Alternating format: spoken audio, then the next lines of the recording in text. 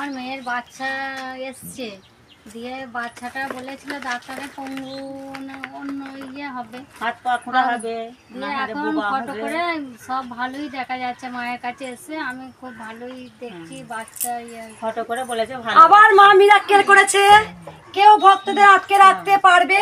যেখানে এই মা নিজে এসে বলেছিল, ডাক্তাররা বলেছে তোমার বাচ্চা বিকলাঙ্গ হতে পারে, তোমার বাচ্চার পেটে আমি ত্রিশূলটা কি দিয়েছিলাম মা? আমার মেয়ে তোমার মেয়ে এসেছিল, আমি সেই ত্রিশূলটা পেটে দিয়েছিলাম মা তোমার মেয়ে। সেই রিপোর্টটা চেঞ্জ হয়ে গেল মায়ের দেখাতে।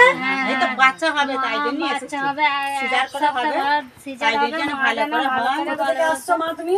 আমি রায়না থেকে, সজপুরে বাড়ি আমার, রায়না সজপুর। কবে এসেছিলে মায়ের কাছে? আমি এসেছিলাম বৈশাখ মাসে। বৈশাখ মাসে এসেছিলাম। আজকে ওখান থেকে যারা হিংস্র অসুরের দল 7 তারিখে এসেছে, 7 তারিখে মা এসেছিলেন, যেখানে এই যে এই মাকে দেখছেন, নিশ্চয়ই বহু টাকা খরচা করার ক্ষমতা নেই যে বিকলাঙ্গ সন্তানকে সুস্থ করে। সবার উপরে ডাক্তার 7 মাসে বলেছিল সিজার করে ফেলে দিতে হবে ছেলে। 7 মাসে কাছে দৌড়ে এসেছি, কেঁদে কেটে হাঁড়ির ভাত হাঁড়িতে। 7 মাস যেখানে বলে গিয়েছিল কেঁদে কুটে হাঁড়ির ভাত হাঁড়িতেই থাকছিল, কোন রাস্তা পাচ্ছিল না, সেখানে একটাই রাস্তা ছিল, জয় কৃষ্ণ কালী মায়ের জয়। বন্ধুরা, আজকে আমি আমার ফেসটা হেজি করে দিয়েছি, কারণ জানি না কোনো কারণে ইয়েলো দিদি ছিল হয়তো সিঁদুরটার জন্য, তো ওই জন্য আমি পুরো ফেসটাকে হেজি করে পুরো ভিডিওটা কমপ্লিট করেছি। তো চলো তোমরা শুনতে থাকো, দেখতে থাকো। ভিডিও ছাড়ে তা আমার সব ভিডিওগুলো আমি ওনার দেখি, কিন্তু কমেন্ট আমি করি না, কারণ আমি মঙ্গলমাকে কমেন্ট না করলে মঙ্গলমাকে ভীষণ ভালোবাসি, কৃষ্ণকালী মাকে ভীষণ ভালোবাসি, তাই ভিডিওগুলো আমি দেখি। তো আমিও যাবো, আমারও যাওয়ার খুব বুধবারে যাওয়ার কথা আছে। এই বুধবার জানি না কি কতটা কি হবে, মা না টানলে তো হয় না, ইচ্ছে রেখেছি বুধবার যাবো। তো যখন ফাইনালি যাবো তখন তোমরা দেখতে পাবে। তো হ্যাঁ, যেটা বলি, তো আজকে একটা ভিডিও দেখলাম মঙ্গলা মায়ের, যে এক মা এসেছিলেন, তার 7 মাসের পেটে সন্তানকে ডক্টর বলেছিল যে এটা বিকলাঙ্গ হবে, মানে একটু হয় না যে হাত পা নুড়ো হয় বা চোখ কান, মানে সুস্থ নয়, একটা স্বাভাবিক সন্তান নয়, বিকলিঙ্গ হবে। তো সেটা বলেছিল। এবারে ওনারা সব জায়গায় চেষ্টা করছে, ওনাদের সামর্থ্যও নেই যে ওনারা বাইরে গিয়ে চিকিৎসা করাবে, বা একটা 7 মাস বাচ্চাটাকে পেটে রেখে যদি তাকে নষ্ট করতে হয় সেটারও একটা খরচা হয়। এবার যদি সুখের খরচা হয়, যেটা একটা অপারেশন হয়, মানে সুখের খরচা যেটা বলে একটা বেবি জন্ম দেওয়া, সেই খরচাটা যদি হয় তো একটু কষ্ট লাগে, মানে কষ্ট করে জোগাড় করা যায়। কিন্তু বাচ্চাটাকে মানে মৃত বার করতে হবে, সেই টাকা পয়সা লাগবে, মৃত বার করতে হবে, সেই কষ্টটা একটা অনেকটা বড় কষ্ট একটা মধ্যবিত্তের জন্য, তাই না? তো মা সেখানে কী করেছে, আমাদের মানে ওনার মা, যার বাচ্চা হবে তার মা, মানে যার বাচ্চা হবে, মানে যে মেয়েটার বাচ্চা হবে তার যে মা, তার মা বলছে সব জায়গা তো হলো, সবই তো হলো, তো একবার মঙ্গলা মায়ের কাছে যায়। তো মঙ্গলা মায়ের কাছে সেই বাচ্চাকে মাকে নিয়ে এসেছিলো।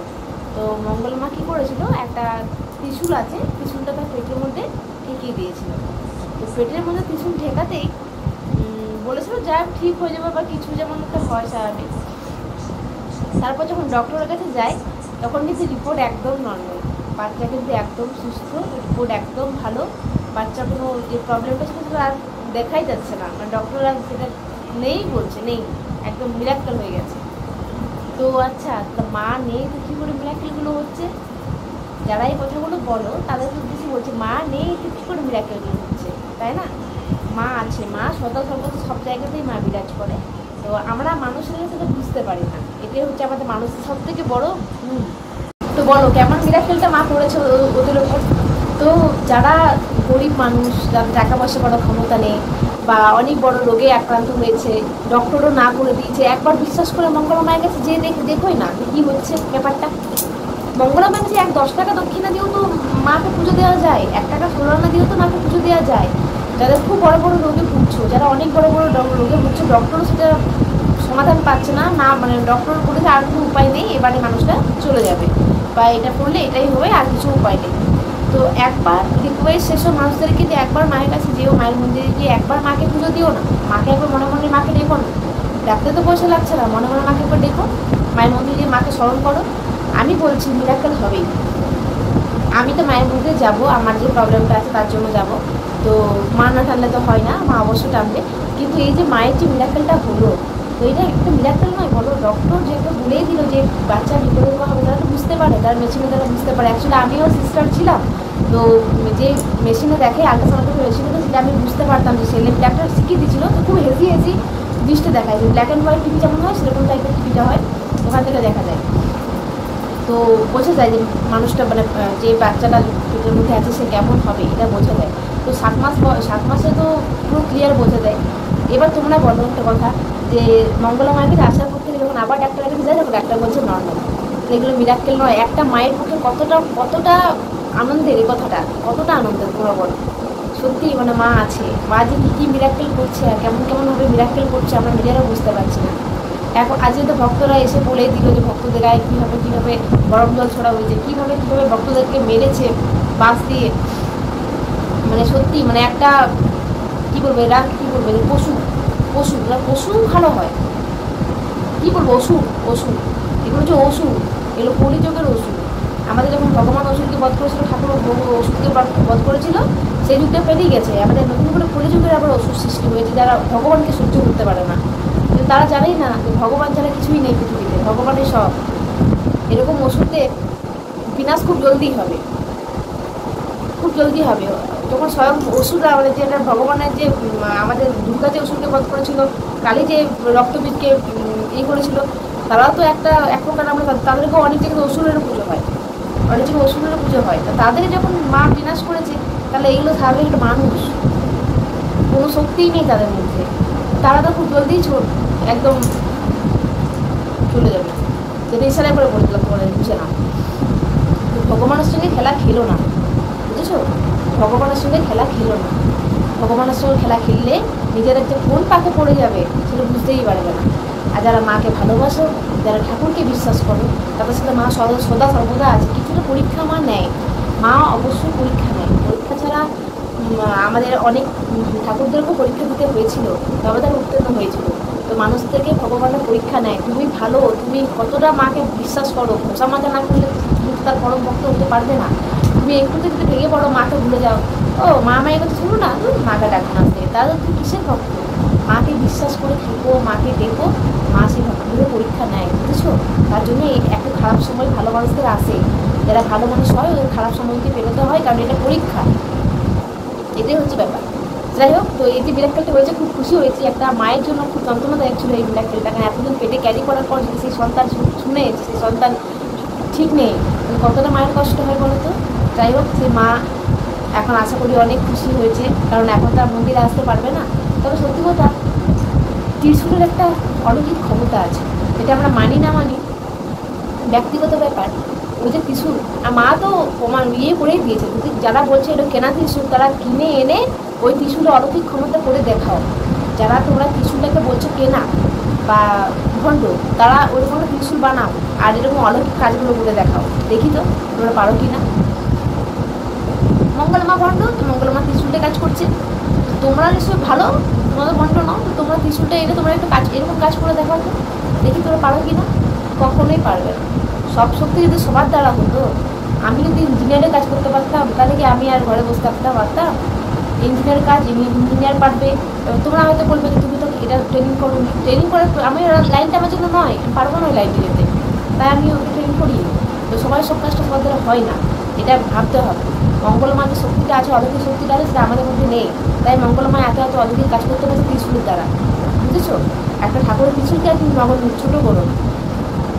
যাই হোক, তো এই হচ্ছে ব্যাপার। তো একটা মায়ের দেখলাম ভিডিও তোমাকে শেয়ার করবো আমি, যে পিঠে গরম জল ছুটে দিয়েছে। ওরা এসছে আসানসোল থেকে না কোন জায়গা থেকে বললো, তো সেদিন ছিল ওরা যে এত কষ্ট দিয়েছে ওদেরকে, কি বলবো। মানে এই বাসানগুলো, এই পিসাজগুলো, নরপিসাজগুলো বলবো এদেরকে। আর যারা পেছনে লেগেছে মঙ্গলা মায়ের, কিছুই করতে পারবে না। ঠাকুর যার মানে দোহাই আছে, তার কে কে কী করবে, সাধ্য কি? চ্যানেল বন্ধ করবে, চ্যানেলটা বন্ধ হলে আবার একটা চ্যানেল খুলবে, জেলে পাঠাবে। কিসের জন্য জেলে পাঠাবে? মঙ্গলমা তো কোনো ভুল করেনি, মঙ্গলমাকে জেলে পাঠাবে? কিছুই করতে পারো না। মা যার সহায় আছে, হাজার লাখো ভক্ত সেখানে পৌঁছাবে, কারণ ভক্তদের উপকার হচ্ছে, ভক্তরা উপকার পাচ্ছে, ভক্তদের ফল পাচ্ছে। হাঁটতে পারছে না, শ্বাস নিতে পারছে না, দৌড়াতে পারছে না, কিছু করতে পারছে না, সেই মানুষগুলো উঠে যাচ্ছে। কী করে গো? ভগবানও ডক্টরও বলে সে ভগবানকে ডাকো। তো সেই ভগবানকে ডেকে যদি মানুষের উপকার হয়, তো তোমরা বাদ দেবার কে? সব মন্দিরে ডোনেট করে, সব মন্দিরে ডোনেটের টাকাতেই চলে, সবাই সব মন্দির দান করে। মঙ্গল মাকে গরিব ঘর থেকে বিলং করছে বলে মঙ্গল মা ডোনেট পাবে না, এটা কোনো কথা হলো? মঙ্গল মা আজকে গরিব ঘর থেকে বিলং করছে, কালকে ভগবান আছে বলতে মঙ্গল মা অনেক বড় হবে একদিন। সেদিন তোমরা বলতে পারবে যে মঙ্গল মা এরকম এরকম করতে পারবে না, কারণ তার তখন ক্ষমতা থাকবে। কিন্তু এখন যেহেতু উনি গরিব, তাই ওনার পেছনে সবাই লোকগুলো লেগেছে পেছনে। তো সহ্য হচ্ছে না ভালো জিনিসটা, এটা হচ্ছে ব্যাপার। এখনো পর্যন্ত নতুন জায়গায় মন্দির করা পর্যন্ত এখনো পর্যন্ত পেছনে লেগে আছো মানুষটার, যে মানুষটা একটু লোকের উপকার করছে, এই লোক দুটো এসে 10 টাকা দুটো দিয়েও সে মানুষটা উপকার পাচ্ছে, সহ্য হচ্ছে না। তোমরা তো ইয়ে করতে ইনকাম করতে পারছো না, তোমরা তো ইয়ে হয়ে যাও না। মঙ্গলমাকে এসে বলো যে মঙ্গলমা তোমার সঙ্গে আমাদের করে রাখো, 2 টাকা ইনকাম হবে, তোমরা থাকতে পারবে। পেছনে লেগে লাভটা কি?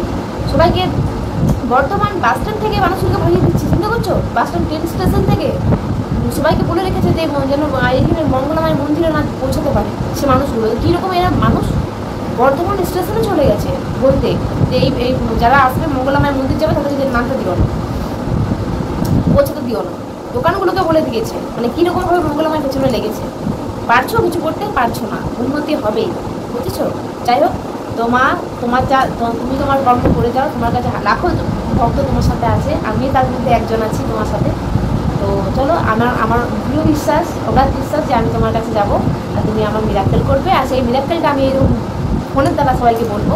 যেসব মানুষগুলো আমাকে এত বড় বড় কথা বলেছিল সেসব মানুষগুলোকে আমি বলবো যে আমি মঙ্গলমায়ের কাছে গিয়ে আজকে আমার এই মিরাক্কেলটা আমার সাথে হয়েছে, আর সেটা আমি খুব জলদি শোনাতে চাই। তাই আমি তোমার কাছে পৌঁছাতে চাই মা, তাই আমি তোমাকে পৌঁছাতে চাই। আমি সেই মিরাক্কেলটা আমি আমাকে যারা অপবাদ দিয়েছিল যে মঙ্গলমায়ের পা চাট, সে মানুষগুলো দেখাবো যে পা না চেটেও ভালোবেসেও সে কোনো কাজ করা যায়। এটাই হচ্ছে ব্যাপার। চলো বন্ধুরা, ভালো থাকো, সুস্থ থাকো, কিছুক্ষণ একটু দেখে না তোমরা।